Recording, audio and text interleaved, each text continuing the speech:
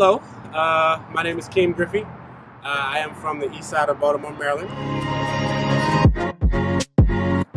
I'm a light worker assisting the planet.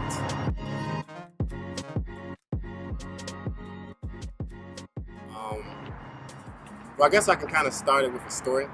And when I was younger, my dad, I was probably about he started saying this when I was maybe about 5 or 6. And he would always take me outside in front of my house. And he would find like a piece of gum on the ground. And he would say, "Hey, King, this little spot is Baltimore, and the sidewalk is the rest of the world." And so from those moments, I was like, okay, if he's saying that the sidewalk is the rest of the world, then I need to see that. So I think from those moments, it kind of implanted a seed of adventure and travel within me. And I guess so leading into my purpose and interest in it, it's just to discover more. And as I'm traveling, I realize it's actually about discovering more of who I am. So that's my interest. Is exploration is enlightenment. The more I see, the more I see myself. Bali, Mexico, and a lot of states in the United States. And now I reside in Los Angeles, California.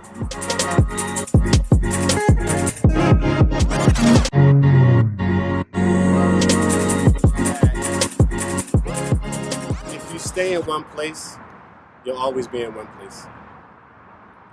So what I learned was that by traveling, and I kind of answered this I learned more of myself, which I am nature. And the thing is just the universe, it always moves. We're constantly spinning and we're constantly going somewhere.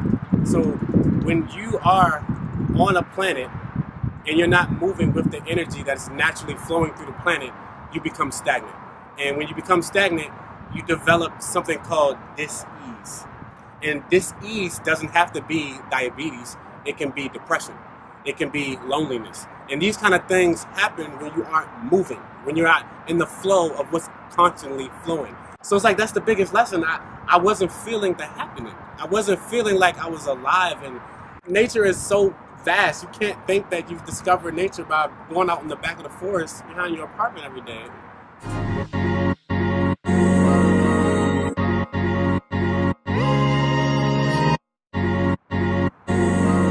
I think that'll happen just by me being me. And what that means is I'm a natural expressor, if that is a phrase. I always constantly want to exude my story.